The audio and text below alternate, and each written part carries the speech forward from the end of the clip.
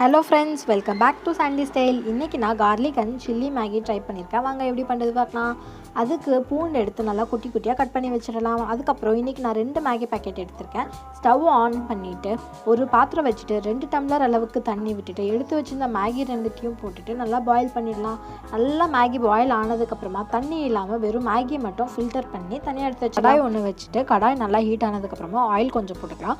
Oil நல்லா heat ஆன உடனே நம்ம ஆல்ரெடி கட் பண்ணி வச்சுருந்த பூண்டையும் போட்டுக்கலாம். அதுக்கப்புறமா சில்லி ஃப்ளேக்ஸ் கொஞ்சமாக ஆட் பண்ணிக்கலாம். சில்லி ஃப்ளேக்ஸ் போட்ட உடனே மிளகாத்தூள் கொஞ்சமாக ஆட் பண்ணிக்கலாம்.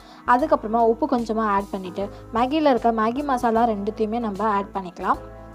மேகி மசாலா ஆட் பண்ண உடனே ஒரு 2 நிமிஷம் அளவுக்கு நல்லா கிளறி விட்டுட்டே இருங்க. ஹை ஃப்ளேமில் வச்சு கிளற வேண்டாம். ஹை ஃப்ளேமில் வச்சா கருகி போயிடும். ஸோ லோ ஃப்ளேமில் வச்சு ஒரு 2 நிமிஷம் அளவுக்கு கிளறிட்டே இருங்க.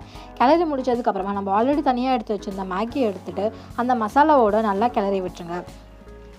அவ்வளோதான் ஃப்ரெண்ட்ஸ், இந்த டிஷ் ரெடி ஆகிடுச்சு. நம்ம எப்பவுமே நார்மலாக பண்ணுறதுக்கு பதிலாக இந்த மாதிரி ஒரு வாட்டி ட்ரை பண்ணி பாருங்கள். இப்போ நான் ஒரு பவுலுக்கு ட்ரான்ஸ்ஃபர் பண்ணிக்கிறேன். டேஸ்ட் பண்ணி பார்த்ததுல டிஷ்ஷு சூப்பராக வந்திருக்கு. நீங்களும் ஒரு வாட்டி ட்ரை பண்ணி பாருங்கள். அவ்வளோதான் ஃப்ரெண்ட்ஸ், தேங்க்ஸ் ஃபார் வாட்சிங் மை வீடியோ.